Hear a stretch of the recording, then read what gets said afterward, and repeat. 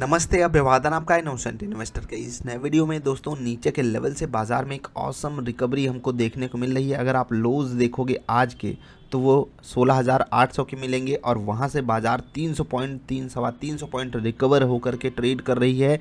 लोज से अपने 17,125 पे बाजार इस वक्त खड़ी है। बाजार ने आज सुबह 17,200 का हाई भी एक बार के लिए टच किया है। दूसरी बार बाजार वहां तक अटेम्प्ट करने की पूरी कोशिश करेगी और मोस्ट प्रोबेबली उसको तोड़ करके ऊपर भी जाना चाहेगी, क्योंकि बुल्स अभी थोड़े से मजबूत हैं। जो भी होगा वो तो क्लोजिंग के वक्त हमको पता चलेगा। रेजिस्टेंस 17,180 के आसपास है, उस पर आपकी नज़र होनी चाहिए। ये चार्ट जो बना हुआ है ये आप वहीं से डिकोड कर सकते हो। बाकी अन्य स्टॉक्स पे आपकी नज़र अलग तरीके से होनी चाहिए। कुछ बातें मैं आपके साथ शेयर करने आया हूँ, जैसे कि एक्सिस बैंक जैसे स्टॉक्स हो गए। यहाँ पर हम डिकोड नहीं कर सकते ना कि रिजल्ट अच्छा आएगा उसके बाद स्टॉक भाग जाएगा। तो अगर आप किसी स्टॉक में पोजीशन बना रहे हो रिजल्ट से रिलेटेड कि बुरा आ जाएगा अच्छा आ जाएगा, तो मैं चाहता हूँ आपकी पोजीशन है जो होनी चाहिए। जैसे कि आप कॉल और पुट खरीद सकते हो। आपकी एक्सपेक्टेशन किस तरीके की है? अगर आप ये समझ रहे हो कि ये स्टॉक पॉजिटिव भाग सकता है, तो 1.5-2-3% दूर की कॉल खरीद लो। अगर आपको लगता है कि भाग ज़्यादा सकता है पॉजिटिव साइड और गिरेगा कम, तो पुट नज़दीकी खरीद लो, कॉल थोड़ी दूर की खरीदो। तो उसके बढ़ने के चांसेस अलग लेवल पे हो जाएंगे और फिर आपको जो है भले ही छोटा प्रॉफिट मिले, लेकिन बड़े लॉसेस से हमेशा आपको ये चीज़ बचा करके रखेगी। जिनके पास क्वांटिटी थोड़ी स्टॉक्स की ज़्यादा होती है वो भी थोड़ी सी हेजिंग के बारे में सोचा करें, क्योंकि नेकेड अगर आप ट्रेड लोगे तो एक्सिस बैंक जहाँ यहाँ पर जो जिस तरीके से मुझे डेटा दिखाई दिया है, पूरी की पूरी शॉर्ट कवरिंग से ये स्टॉक चला है आज। ठीक है, इस वक्त 6% ऊपर ट्रेड कर रहा है। एक्सपेक्टेशन नहीं थी और यहाँ पर लोगों को ट्रैप किया गया और वही हमारे सामने कहानी बन के आई है। तो थोड़ा आपकी नज़र अगर इन स्टॉक्स पे है तो हेजिंग के तरीके से होनी चाहिए। ठीक है, भारतीय एयरटेल में भी लगभग सेम सिनारियो है। 3% ऊपर ये स्टॉक है, यहाँ पर भी शॉर्ट कवरिंग है। बहुत सारे स्टॉक्स में शॉर्ट कवरिंग है क्योंकि बाजार ही इतना तगड़ी से नीचे चली गई थी। इवन बाजार में खुद शॉर्ट कवरिंग है। 17,150 पे इस वक्त बाजार ट्रेड कर रही है, अच्छी बात है।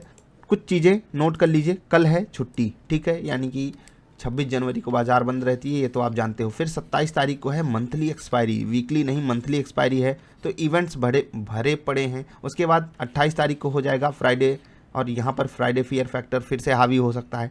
तो हर चीज़ के लिए तैयार रहना, एक्सपायरी के लिए भी, कल की छुट्टी के लिए भी, 28 तारीख फ्राइडे के लिए भी। उसके बाद हम इस हफ्ते केवल 2 दिन, शायद 31 तारीख को शायद ट्रेड करना है।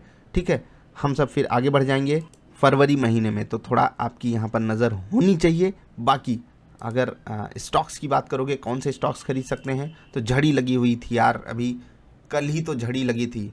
ठीक है, कि मतलब स्टॉक बोलिए, वो स्टॉक आपको डिस्काउंट पे मिल रहा था। आज कुछ हैवी वेट्स ने साथ नहीं दिया, अदरवाइज बाजार बहुत बढ़िया परफॉर्म कर रही होती। पॉजिटिव साइड ट्रेड करके बढ़िया हमको अपॉर्चुनिटी इस वक्त मिल रही होती प्रॉफिट बुक करने की। एक चीज़ बाजार थोड़ी सी गड़बड़ करी है। ठीक है, खैर मौका नहीं चुके हम लोग। जो ये रिकवरी की एक्सपेक्टेशन थी ये सेकंड हाफ में थी और वहाँ पर होती तो ज़्यादा मज़ा आता।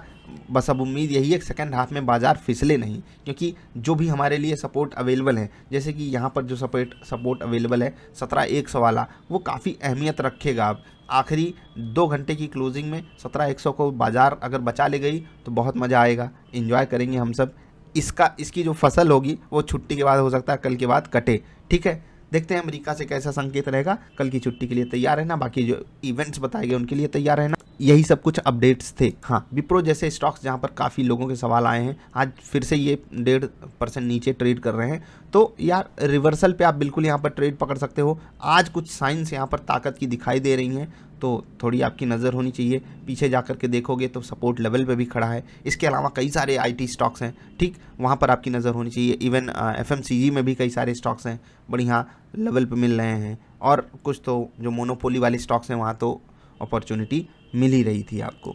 ठीक, एक और चीज़, ये जो आर्टिकल है ना, इसको आप जाकर पढ़ना, क्योंकि हर 3 डेब्यू करने वाले आईपीओज में से एक जो है ये बिलो लिस्टिंग प्राइस ट्रेड कर रहा है।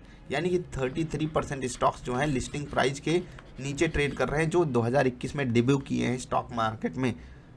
अगर आप इनमें से किसी में पोजीशन बना करके रखे हो और आपको एक बड़े लॉसेस हो रहे हैं इन स्टॉक्स में, तो यहाँ बस इतना ही कहना चाहूँगा, छोटे पैसे से आपको बड़ा सबक मिल गया।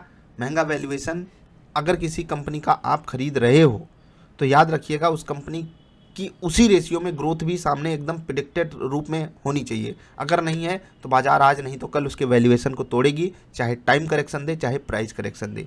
ये तो होना तय होता है, इतना याद रखना चाहिए आपको। बाकी छोटे पैसे से जब भी बड़ा सबक मिले उसको आपको पॉजिटिव लेना चाहिए और आगे बढ़ना चाहिए। ठीक है, सबक सबको लेना चाहिए बाजार से, क्योंकि जब तक अपना पैसा जलता नहीं तब तक हमको सबक मिलता नहीं। और फिर से जाते जाते वही बात कहूँगा कि बाजार मैक्स टू मैक्स 100% ले सकती है ना, लेकिन देने के लिए 200, 400, 500% है उसके लिए।